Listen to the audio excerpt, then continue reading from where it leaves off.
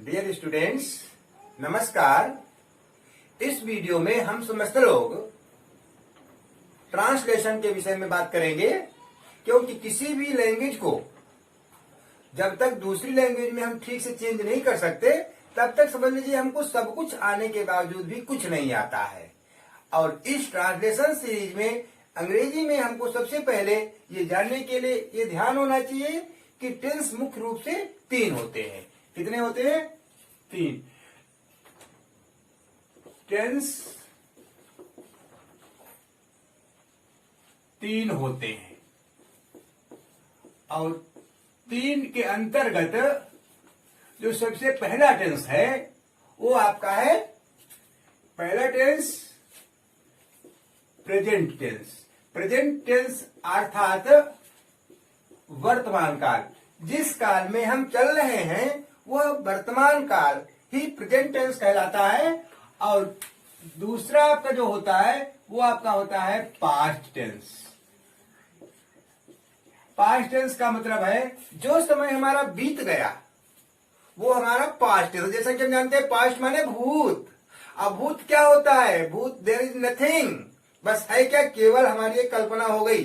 तो past tense माने ऐसा समय जो हमारा पीछे जो हो गया है, जो व्यतीत हो चुका है, वही हमारा पास्ट है। और तीसरा आपका होता है उसको हम कहते हैं फ्यूचर टेंस। फ्यूचर टेंस अर्थात भविष्य काल, यानी आने वाला समय, जो आने वाला समय है उसको हम फ्यूचर टेंस कहते हैं। फ्यूचर, अब सीधी सी बात है, जब ये 3 टेंस हैं तो प्रेजेंट का मतलब हुआ वर्तमान। अब वर्तमान यानी है, वर्तमान मीन्स है। पास्ट, पास्ट मीन्स भूत अर्थात था। और फ्यूचर अर्थात होगा, यानी गा गी गे। तो इस प्रकार की पहचान के आधार पर हम ये पहचान कर लेते हैं कि हमारा प्रेजेंट टेंस है कि पास्ट टेंस है या फ्यूचर टेंस है। और इस जब टेंस का हमें इतना ज्ञान हो गया तो हमको सबसे पहले यह भी पता होना चाहिए कि अंग्रेजी में केवल इतने से काम नहीं चलेगा बच्चों। काम चलेगा जब हमको हर प्रकार की जानकारी हो। सबसे पहला जो हमारा वर्तमान काल है, जो प्रेजेंट टेंस है, इस प्रेजेंट टेंस में के अंतर्गत भी सुविधा के हिसाब से इसको 4 भागों में बांटते हैं। कितने भाग होते हैं इसके? 4 भाग होते हैं। 4 भागों में बटा होता है। और ये 4 भाग कौन से हैं? तो सबसे जो पहला भाग होता है उस सबसे पहले वाले भाग को हम कहते हैं प्रेजेंट इंडेफिनिट टेंस। कौन सा पहला भाग है जिसको हम कहते हैं प्रेजेंट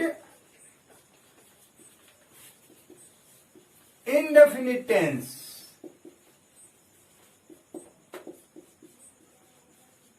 जो दूसरा भाग होता है उसको हम कहते हैं प्रेजेंट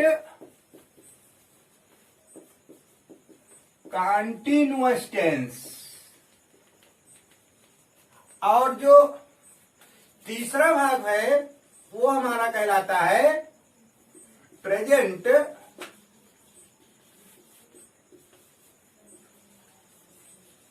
परफेक्ट टेंस। और जो चौथा भाग होता है, अंतिम भाग होता है, उसको हम कहते हैं प्रेजेंट परफेक्ट कंटीन्यूअस टेंस।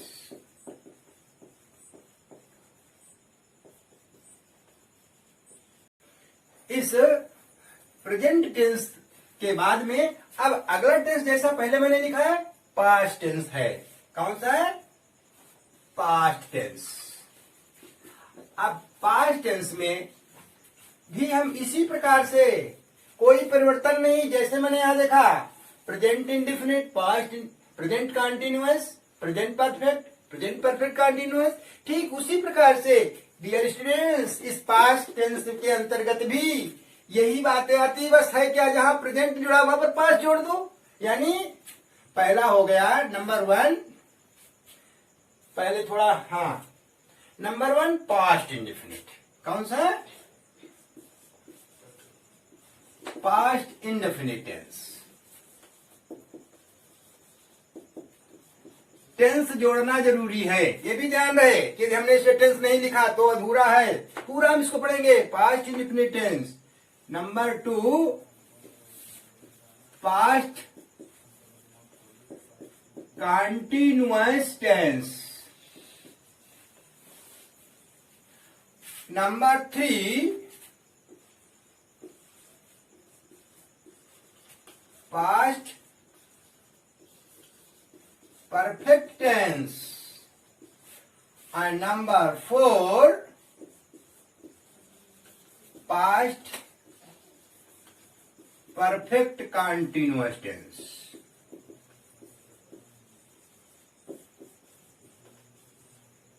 और इस पास्ट कंटिन्यूअस टेंस को समझने के बाद में फिर अगला जो नंबर आता है, वो अगला नंबर हमारा आता है, उसको हम लिखते हैं फ्यूचर टेंस। कौन सा है? Future tense. अर्थात भविष्य काल। अब फ्यूचर टेंस के अंतर्गत भी यही 4 टेंस आए। सबसे पहला जो टेंस हुआ वो हमारा आया future indefinite tense. Number 1 future indefinite tense। Number 2 future continuous tense। Number 3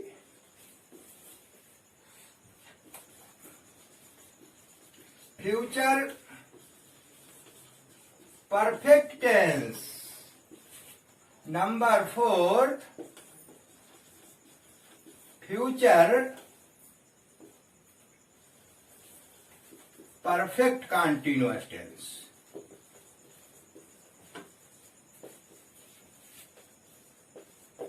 अब इस प्रकार से लिखने के बाद में हमने देखा कि जो ये 3 प्रकार के टेंस हैं, इन तीनों प्रकार के टेंसों को जब हमने काउंट किया तो हमने देखा इस प्रेजेंट टेंस के अंतर्गत 4 हुए, पास्ट टेंस के अंतर्गत भी 4 आए और इस फ्यूचर टेंस के बाद भी 4 आए। इस प्रकार से जब तीनों टेंस को एक में की बाद में हमने एक में की तो हमने देखा कुल टेंस हो गए 4 × 12, 4 × 3 = 12, अर्थात 12 टेंस की बात किया। और केवल इतना जान करके ही हमको संतुष्ट नहीं होना है, क्योंकि जो 12 टेंस के बाद में जो पहला जो टेंस होता है, हमने एक चीज और भी पढ़ी होगी। जब हमने टेंस पढ़ा, जब हमने सेंटेंस की बात की, तो एक सेंटेंस का केवल रूप केवल यही नहीं है कि वो जाता है, वो खाता है, उसका रूप क्या है। एक यदि हमने कह दिया वह पढ़ता है यानी है या नहीं है, जो भी सेंटेंस रहा, दूसरे में नहीं यानी निगेटिव आ गया, और जो तीसरी कंडीशन होगी वो प्रश्न पूछने के लिए सेंटेंस बात की जाती है, अर्थात तो इंट्रोगेटिव होता है। और जो अगला आता है उसमें कहते हैं क्या अथवा नहीं बीच में, या क्या क्यों कहा कब कैसे पहले, उसके बाद में सब्जेक्ट और उसके बाद में इन बीच नॉट आता है। इस प्रकार से एक सेंटेंस में के अंतर्गत 4 उसके भाग होते हैं।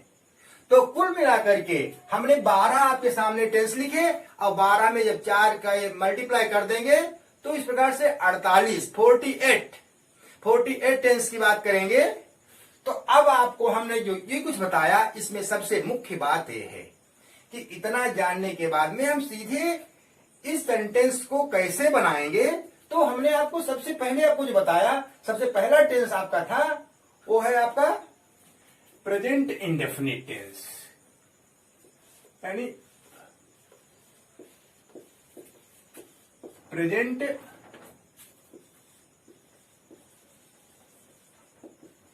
Indefinite tense.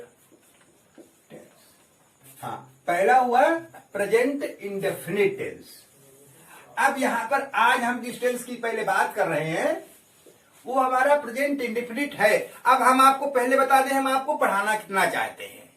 आज इस लेक्चर में हम केवल आपको प्रेजेंट टेंस की बात करने वाले हैं, अर्थात हम आपको बताएंगे present indefinite tense, present continuous tense, present perfect tense और प्रेजेंट परफेक्ट कंटीन्यूअस टेंस।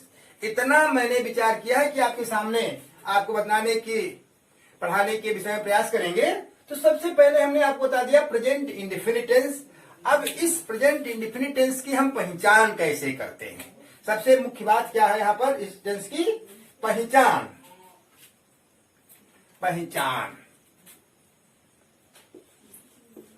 किस प्रकार से हम किसी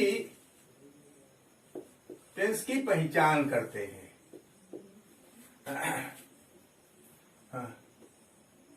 पहचान क्या होती है? अब इस पहचान के अंतर्गत देखिए हम सेंटेंस की कैसे पहचान करेंगे कि हमारा प्रेजेंट इंडेफिनिट टेंस है। तो पहचान करने में जो आपका हिंदी वाक्य है क्या होता है? हिंदी वाक्यों के अंत में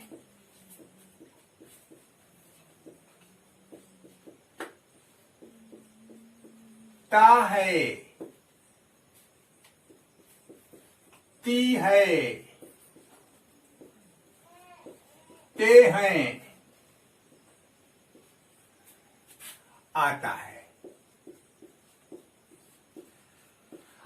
अब ये ध्यान रहना चाहिए कि ता है, ती है, आता है, लेकिन किसके अंत में आता है? जैसे हमने कह दिया अंत में, मोहन एक पत्र लिखता है, तुम अपने गांव जाते हो, सीता किताब पढ़ती है, तुम यहां नहीं आते हो। जितने भी सेंटेंस मैंने बोला सभी में के अंत में ता है, ती है या ते है आया है। अब लेकिन हमको ये भी विचार करना है, यदि आपसे किसी ने कह दिया डियर स्टूडेंट्स मुख्य बात है, पॉइंट्स बी नोटेड, यह एक जूता है, अब इसके अंत में भी ता आया है, तो क्या ये हमारा प्रेजेंट टेंस है? प्रेजेंट इंडेफिनिट टेंस है? तो हम कहेंगे ये हमारा प्रेजेंट इंडेफिनिट टेंस नहीं है। अब क्यों नहीं है? तो उसका सीधा सा है, ता है, ती है का मतलब है वाक्यों के अंत में, अर्थात सेंटेंस की वर्ब के अंत में जो क्रिया होती है, जो एक्शन वर्ड्स है, उसके अंत में ता है आता है, ती है आता है, ते है आता है। मैंने कह दिया मोहन बाजार जाता है, जाना, ये आपका एक्शन वर्ड है, इसीलिए ये प्रेजेंट इंडेफिनिट टेंस कहलाएगा। मैंने कह दिया सीता गीत गाती है, वे तुम्हें नहीं पढ़ाते हैं, पढ़ाना, लिखना, गाना, सोना, यानी जिसके अंत में नानी ने आया वो भी हमारा वर्ब है, समझ लीजिए। तो इस प्रकार से यदि वर्ब के अंत में जब ता है, ती है, ते हैं, ता हूं लगा होगा तो वो प्रेजेंट इंडेफिनिट टेंस होगा। उसके अतिरिक्त यदि केवल कोई नाउन लिखा है संयोग से उसके अंत में ता है आ गया तो उसको हम नहीं कहेंगे हमारा प्रेजेंट इंडेफिनिट टेंस है, वो केवल प्रेजेंट टेंस कहलाएगा। तो अब ये पहचान हमारी हिंदी वाक्य में आ गई। और एक समझ भी लीजिए, एग्जाम्पल के रूप में भी आपको हम लिख देते हैं जिससे आपको ध्यान रहे। जैसे मैंने लिख दिया वह बाजार जाता है,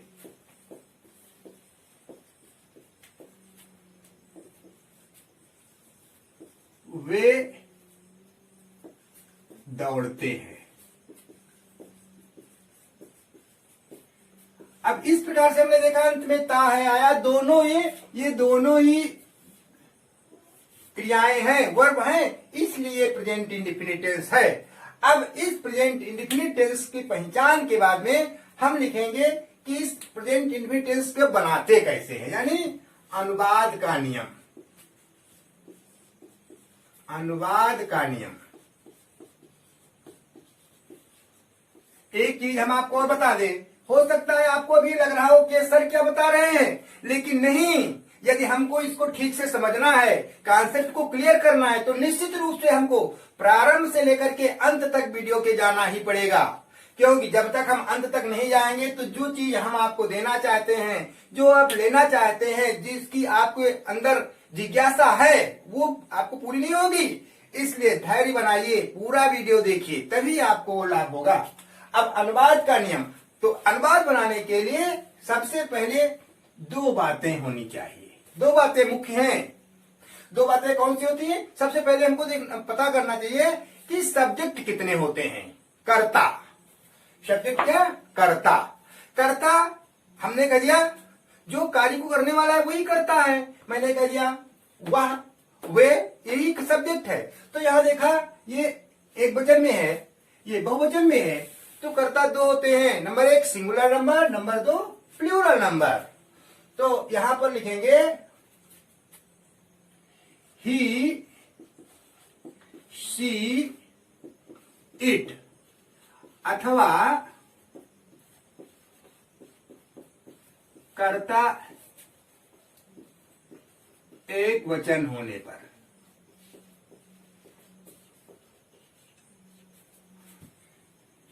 जब कर्ता एक वचन होगा तो सबसे पहला जो फार्मूला हुआ, जिस प्रकार से हम इंग्लिश कहते हैं, जो मैथ में लगाते हैं, फार्मूला हमारे दिमाग में कंठस्थ रहता है, सीधे क्वेश्चन सॉल्व होता है। ठीक वही बात यहां पर हम अंग्रेजी में भी समझते हैं। यदि फार्मूला पता तो पूरा सवाल लगा, पूरा ट्रांसलेशन हुआ, लेकिन यदि फार्मूला नहीं पता तो कुछ नहीं। तो इसके हिसाब से सबसे पहले हम लिखते हैं सब्जेक्ट।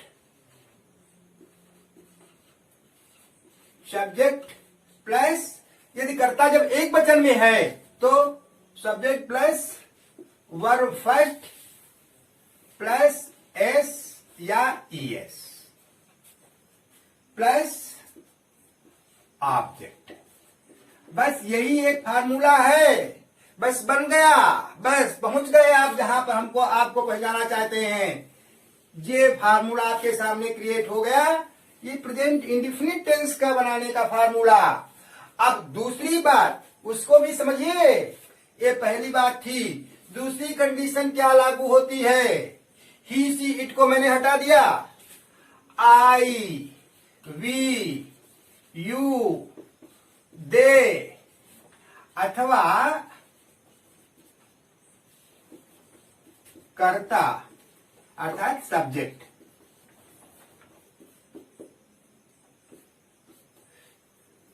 के बहुवचन होने पर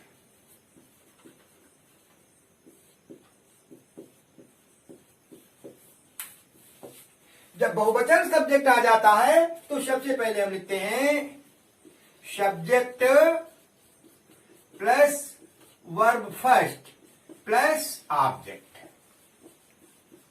बस इतनी यदि हमको जानकारी आ जाए तो समझ लीजिए हमको हमारा सेंटेंस बनाना कोई भी कठिन नहीं होगा। No difficulty.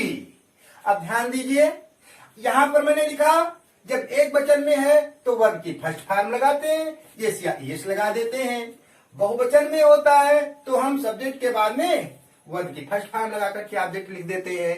अर्थात ऐसा क्यों, ये भी जानना बहुत जरूरी है। किसी काम को पढ़े, सपोज कि कोई नहीं जानता, आज हम स्टूडेंट हैं, कुछ हो सकता है आने वाले समय में हम एक अध्यापक बनना चाहें, अध्यापक बन जाएंगे। किसी दूसरी लाइन में जाना चाहेंगे तो हमें अंग्रेजी का पूरा ज्ञान, व्यवस्थित ज्ञान होना ही जरूरी है। तो यहाँ पर आपको हम एक बात और बता दें जो आपको कम बताई जाएगी। यहाँ पर मैंने लिखा है कर्ता फर्स्ट यस या ईएस। ऐसा क्यों होता है? जब कर्ता एक वचन में है तो एक वचन की क्रिया होनी चाहिए। तो आपको ये पता होना चाहिए, आपको बिना संकोच के बताना चाहिए कि जितनी भी वर्ब्स होती है वो सभी वर्ब प्लूरल में होती हैं, बहुवचन में होती हैं। उनको हमें एक वचन में बनाने के लिए ही एस या ईएस लगाना होता है। यानी जब कर्ता एक वचन में होगा तो उसके साथ में क्रिया एक वचन में, जब कर्ता बहुवचन में होगा तो क्रिया उसके साथ में बहुवचन में। अब चूंकि क्रियाएं सभी ऑलरेडी बहुवचन में होती ही है, इसलिए हमको उसे एक वचन में बनाने के लिए यस या ईएस लगा देना चाहिए। दूसरी एक बात और ध्यान कर लीजिए, एस या ईएस में किसमें हम एस लगाएंगे, किसमें हम ईएस लगाएंगे, यह भी बात आती है। आपके सामने मैंने दो बातें लिख दी, एस लिख दिया, ईएस लिख दिया, कंफ्यूजन है किसमें एस लिखें किसमें ईएस लिखें। तो सीधा सा हमको पहचान करना है, समझ लेना है। यदि वर्ब के अंत में कौन कौन से होते हो, एस कौन से होंगे, S, double S, O, x, C H या एस एच हो तो ईएस, यानी हमको यदि यस या ईएस जोड़ना है तो यदि अंत में, वर्ब के अंत में ये चीज आ रही है तो वहां पर ईएस जोड़ेंगे, अथवा नहीं, yes double S, O x, C H या एस एच हो तो ईएस, अन्यथा एस जोड़े। अब इतनी बात हमको केवल समझ लेनी चाहिए, फिर इसके आगे हम आपको सीधे सीधे एग्जाम्पल बता करके हम आपको बताना चाहेंगे कि इस प्रकार से हम इसका प्रयोग करेंगे। तो एग्जाम्पल के रूप में हमने आपके सामने एग्जाम्पल पहले रखा, मैंने लिख दिया लड़कियां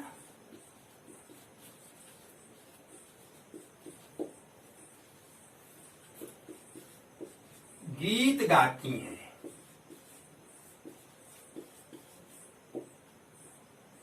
अब इस सेंटेंस का जब हम अनुवाद करेंगे तो देख लीजिए, यहां पर सब्जेक्ट क्या है, लड़कियां है। अब लड़कियां हमारा सिंगुलर है कि प्लूरल है, तो बिना सोचे हुए एक यदि कक्षा सेकेंड का स्टूडेंट हो, थर्ड का हो, भी बताएगा लड़कियां अर्थात ढेर सारी लड़कियां, कई लड़कियां अर्थात प्लूरल है। प्लूरल है, बहुवचन में करता है। तो ऐसी स्थिति में ये दूसरा वाला formula, subject plus verb first plus object, यानी पहले हम लड़कियां के लिए लिखेंगे the girls, verb first, verb यहां पर है गाना, तो लिखेंगे सिंग। अब क्या गाती है, द सॉन्ग। अब इस प्रकार से ये हमारा सेंटेंस बन गया। अब मान लो हमने एक दूसरा एग्जाम्पल और दे दिया, एग्जाम्पल नंबर 2, और उस एग्जाम्पल में एक वचन का कोई सेंटेंस आपके सामने हम दे रहे हैं जिसमें कर्ता एक वचन में होगा, और फिर उसको ध्यान देंगे कि एक वचन कर्ता के रूप में हम किस प्रकार से बनाएंगे। एग्जाम्पल 2 आपका है, मोहन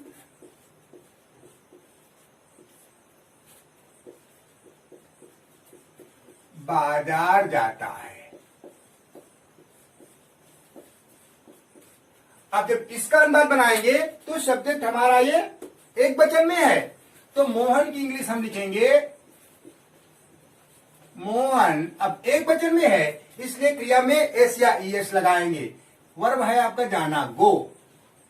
अब हमने आपको यहां पहले भी लिख दिया था, यदि वर्ब के अंत में S, double S, O, x, C H या एस एच आए तो ईएस जोड़े। तो यहां पर एक वचन था इसलिए उसमें ओ आया है, तो हमने जोड़ दिया गोज। अब कहां जाता है, तो कहेंगे बाजार को जाता है, अर्थात मोहन गोज टू मार्केट। 3, मेरे पिताजी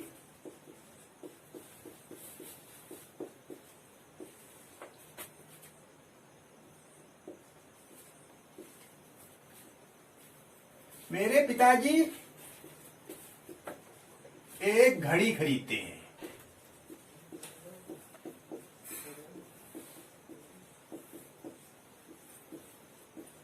अब यहां पर ध्यान दीजिए, लिखा तो है लेकिन वास्तव में सब्जेक्ट क्या है, मेरे पिताजी। अब यहाँ पर पिताजी सिंगुलर नंबर में है कि प्लूरल नंबर में, तो हम सभी जानते हैं फादर इज वन, पिता एक होता है, अर्थात अकेला, सिंगुलर नंबर।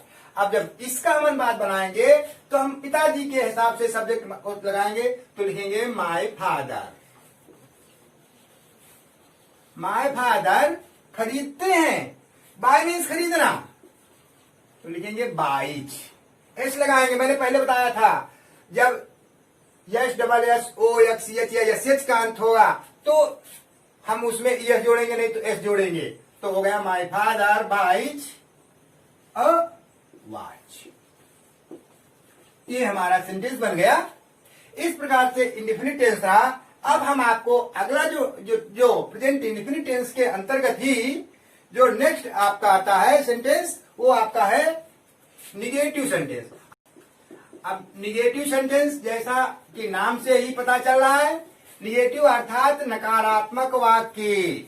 अब नकारात्मक वाक्य में सीधे सीधे हमने लिख दिया तुम मेरा कहना नहीं मानते हो, तुम मेरा वीडियो ठीक से नहीं देखते हो। ऐसे वाक्य जिसमें नॉट शब्द जुड़ा हो वो हमारा निगेटिव सेंटेंस नकारात्मक है। तो सीधे फार्मूला देखिए, सब्जेक्ट प्लस डज नॉट। लेकिन किस कंडीशन में डज नॉट? जब ये एक वचन में होगा। एक वचन की जब कंडीशन जब हमारे सामने आएगी तो वहां पर हम सब्जेक्ट के बाद में डज नॉट लिखेंगे plus verb first plus object लिखेंगे। ये फार्मूला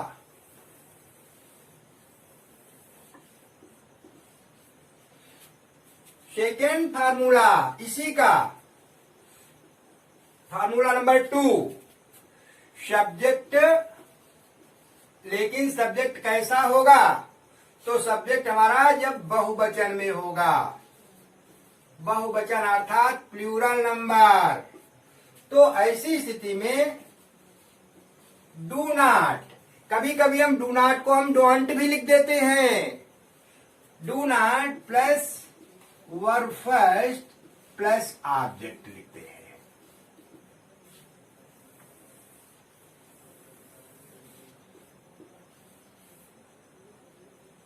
अब ये निगेटिव के लिए बस यही 2 फार्मूले काफी है आपके लिए। अब एग्जाम्पल दोनों का तुरंत देखिए, क्यों बहुत लंबा वीडियो चला जाएगा। आपको लगता होगा कि सर क्या फंसा रहे हैं, इतनी देर कर रहे हैं, इसलिए सीधे सीधे एग्जाम्पल इसके आगे लिखता हूं। इजी पहले मैंने लिख दिया गीता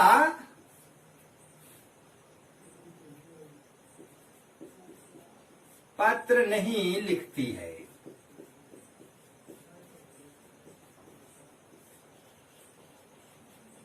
अब ध्यान दीजिए, गीता पत्र नहीं, गीता एक वचन में है तो गीता हमने लिख दिया गीता। अब एक वचन में इसलिए क्या लगाएंगे? Does not. Geeta does not लिखती है, वर्ब फर्स्ट राइट। अब क्या तो कहेंगे एक पत्र, अ लेटर। ये मेरा सेंटेंस कंप्लीट हो गया। अब मैंने लिख दिया दूसरा एग्जांपल आपके सामने लिखा जो हमारा बहुवचन से है। वे तुम्हारा कहना नहीं मानते हैं।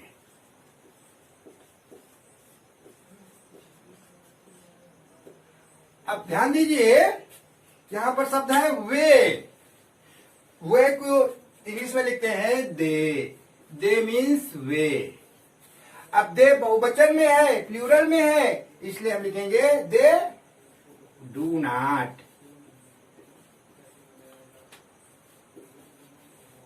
ओबे, ओबे मीन्स कहना मानना। They do not obey. और तुम्हारा यू, ये यहां पर तुम्हारा ये ऑब्जेक्टिव केस है और ऑब्जेक्टिव केस में तुम्हारे की अंग्रेजी भी यू ही होती है। तो इस प्रकार से इस सेंटेंस का ट्रांसलेशन बनेगा they do not obey you.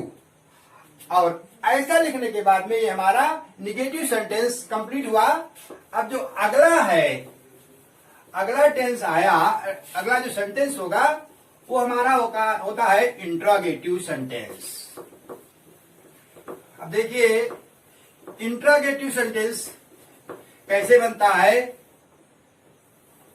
उसमें भी कोई खास बात नहीं, बस केवल स्ट्रक्चर समझिए और स्ट्रक्चर को समझने के बाद में ही बस समझ लीजिए आपका काम हो गया। इंट्रोगेटिव सेंटेंस,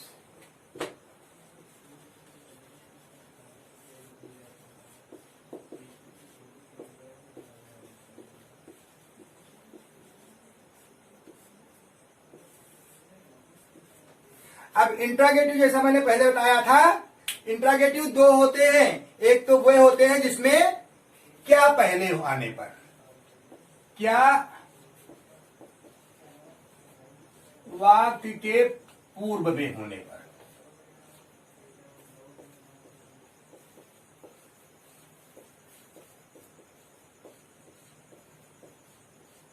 अब आपका चूंकि ज्यादा समय न लगे इसलिए थोड़ा जल्दी में, जब पूर्व में लिखा है तो उसके हिसाब से यदि हमारा सब्जेक्ट एक वचन में है तो सबसे पहले फर्स्ट ऑफ ऑल डच।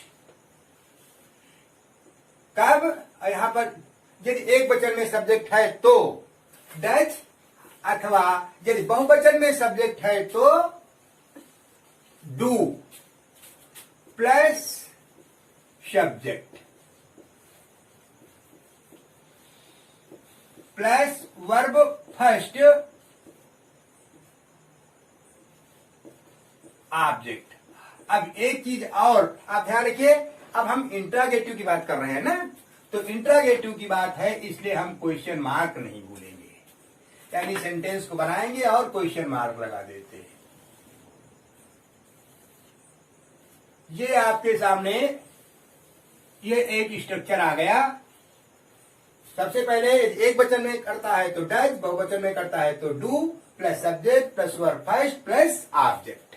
और एक और भी बात है, यदि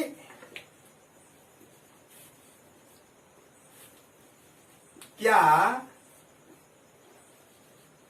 क्यों, कहां, कब, कैसे, कितने। अब पहले इसको समझ लीजिए भाई, क्या को अंग्रेजी में लिखते हैं व्हाट, क्यों, व्हाई, कहां, वेयर, कब, व्हेन, कैसे, हाउ, कितने, हाउ मेनी या हाउ मच। दो बातें, वाक्य के बीच में आए हों तो सर्वप्रथम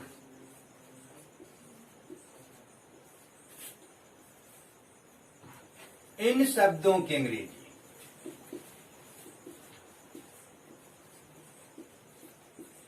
अंग्रेजी सबसे पहले लिखें,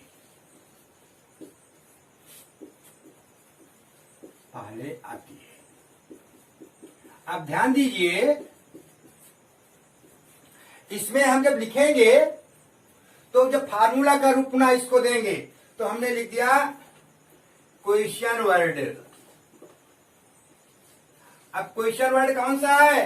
तो यही जो मैंने क्या, क्यों, कहा, कब, कैसे, कितने लिखा है, यही क्वेश्चन वर्ड है। तो सबसे पहले first of all question word plus does या डू, यानी यदि एक वचन में है सब्जेक्ट तो डज, यदि सब्जेक्ट बहुवचन में है, प्लूरल में है तो do plus subject plus verb first plus object, और अंत में क्वेश्चन मार्क लगाना कतई नहीं भूलते, क्योंकि क्वेश्चन मार्क ही, यदि कुछ भी ना हो तो सेंटेंस को हम क्वेश्चन लगा दे करके पहचान सकते हैं कि सेंटेंस हमारा इंट्रोगेटिव हो सकता है या इंट्रोगेटिव निगेटिव हो सकता है। तो ये फार्मूला हमारे सामने बन गया। अब इसका एग्जाम्पल देख लीजिए।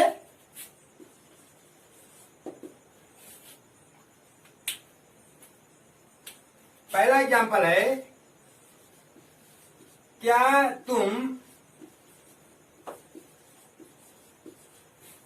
झूठ बोलते हो?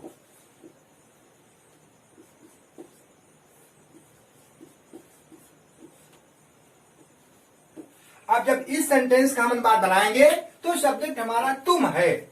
तुम हमारा प्लूरल के अंतर्गत आता है, फार्मूला पहला, और चूंकि यू बहुवचन में आया, प्लूरल में आया, इसलिए हम लिखेंगे डू। तो लिखेंगे, अनुवाद बनेगा डू, उसके बाद सब्जेक्ट, तो सब्जेक्ट है तुम, डू यू।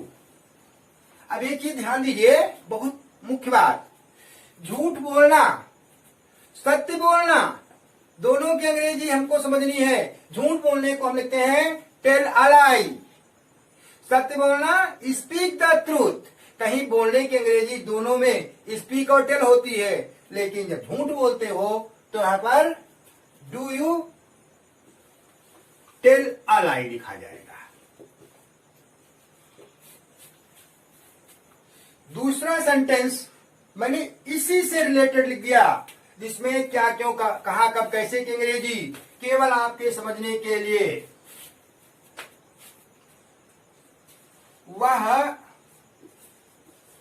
झूठ क्यों बोलती है?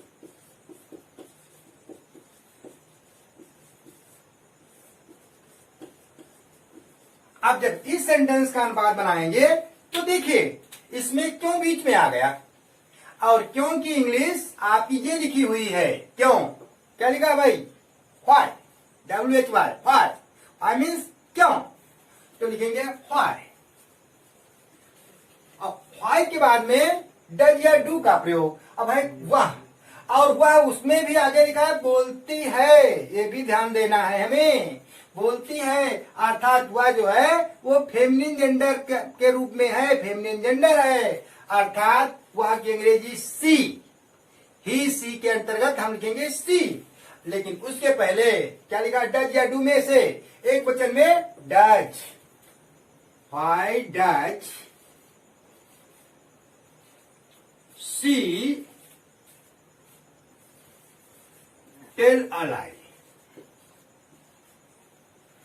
अब इस प्रकार से हमारा ये इंट्रोगेटिव हुआ, और अगला जो सेंटेंस जो हम आया वो हमारा होता है इंट्रोगेटिव निगेटिव। क्या आता है? Interrogative negative. इंट्रोगेटिव निगेटिव में के अंतर्गत भी देखिए, जब हम इसको बनाएंगे इंट्रोगेटिव निगेटिव में, इंट्रोगेटिव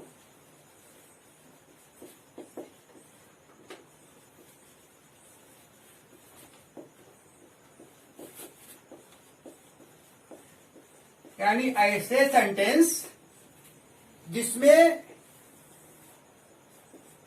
प्रश्न पूछा गया हो और नकारात्मकता का भाव दिया गया हो, वो हम इंट्रोगेटिव सेंटेंस कहते हैं, इंट्रोगेटिव निगेटिव सेंटेंस कहते हैं।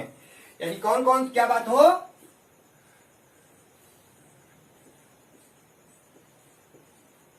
प्रश्नवाचक शब्द हो, कामा क्या हो,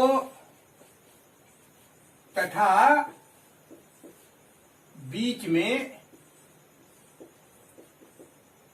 नहीं हो। यदि ये कंडीशन लगी है तो समझ लीजिए वो हमारा इंट्रोगेटिव निगेटिव सेंटेंस होगा। अब इसी प्रकार से जब ये हमारे सामने बात आएगी तो हम देखिए उसका कैसे क्या फार्मूला लिखेंगे। सबसे पहले दोनों को अलग अलग नहीं खींचेंगे। सबसे पहले डज या do plus subject plus not plus verb first plus object, और अंत में क्वेश्चन वर्ड। क्वेश्चन वर्ड कतई नहीं भूलेंगे, इंट्रागेटिव नेगेटिव हो या इंट्रागेटिव हो, क्योंकि ज्यादातर बात सब यही चीज निश्चित करता है शब्द। अब एक चीज और इसके आगे लिख लीजिए, यदि वाक्य में क्या, क्यों, कब, कैसे, कितने, बीच में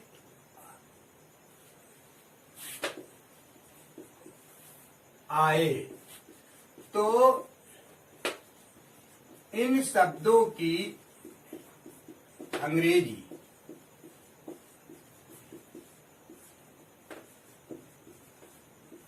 सर्वप्रथम लिखें।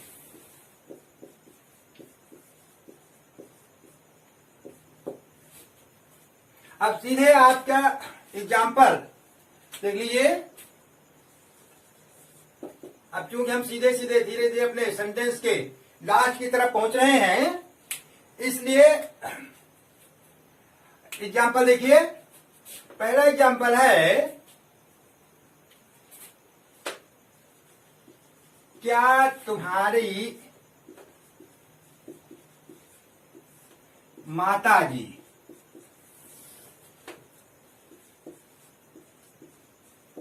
तुम्हें नहीं पीटती है?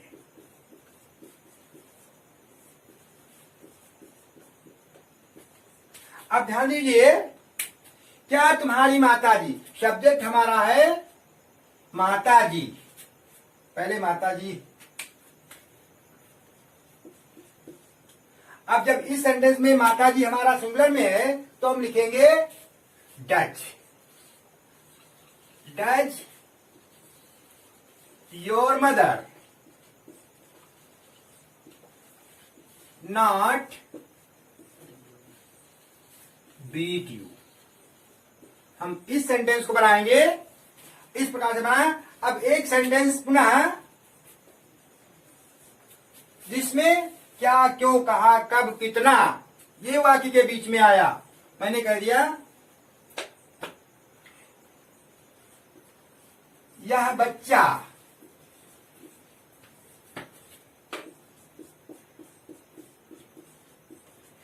प्रतिदिन कितना दूध पीता है। यह बच्चा प्रतिदिन कितना दूध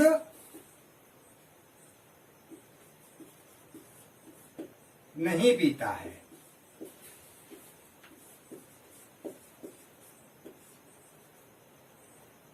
अब यहां पर जब इस सेंटेंस को लिखेंगे तो यहां पर सबसे पहले कितना दूध, कितना दूध, तो यहां लिखेंगे हाउ मच मिल्क।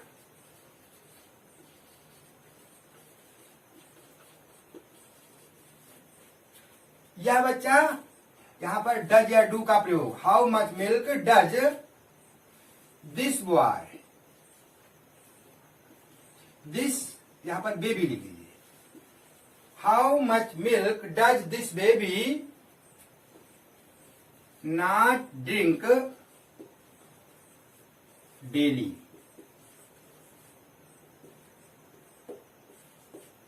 ये सेंटेंस आपका बन गया, how much milk does this boy not drink daily. यह बच्चा प्रतिदिन कितना दूध नहीं पीता है। एक सेंटेंस आपका और लिखेंगे, सेंटेंस नंबर 3,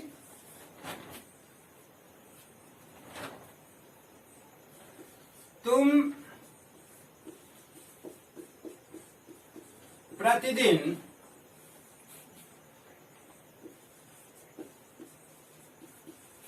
भगवान की पूजा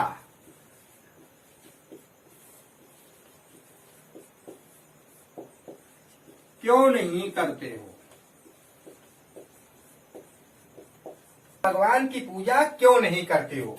अब यहां पर क्यों की अंग्रेजी पहले लिखेंगे why. Why do you not worship God daily. ये आपके सामने ये सेंटेंस बन गया। इस प्रकार से हमने देखा कि जितने भी टेंस में जो सेंटेंस होते थे उस सभी सेंटेंस में किस प्रकार से हम उस रूल का को अप्लाई करते हैं और उसके अनुसार हम अनुवाद कैसे बनाते हैं।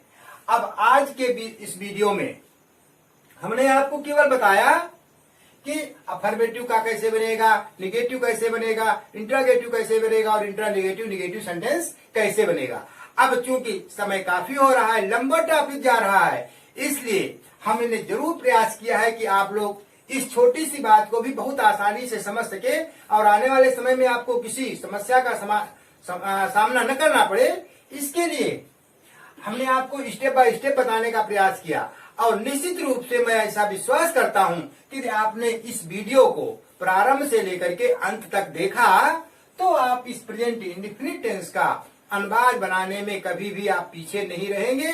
और आपके सामने जो सबसे बड़ी विद्यार्थी की जो दिक्कत आती है, how we translate any sentence, कि हम किसी भी सेंटेंस का ट्रांसलेशन कैसे करें, ये समस्या उसके सामने नहीं आएगी, उसके सामने हेजिटेशन नहीं होगा और निश्चित रूप से अनुवाद बनाने की प्रक्रिया में वो एक्सपर्ट होकर के, दक्ष होकर के और भी बेहतर करेगा। तो मैं जानता हूं, मैं मानता हूं यदि आपको मेरा ये वीडियो बेहतर लगा हो, आपको लगे कि आपका इससे कुछ ज्ञानवर्धन होगा, आपकी इंग्लिश में इम्प्रूवमेंट होगा, तो निश्चित रूप से इस वीडियो को आप देखें, उसको लोगों को देखने के लिए प्रेरित करें, अर्थात लाइक करें, शेयर करें तथा चैनल को सब्सक्राइब करना न भूलें, जिससे आने वाले सभी वीडियो आपको आसानी से प्राप्त हो सके।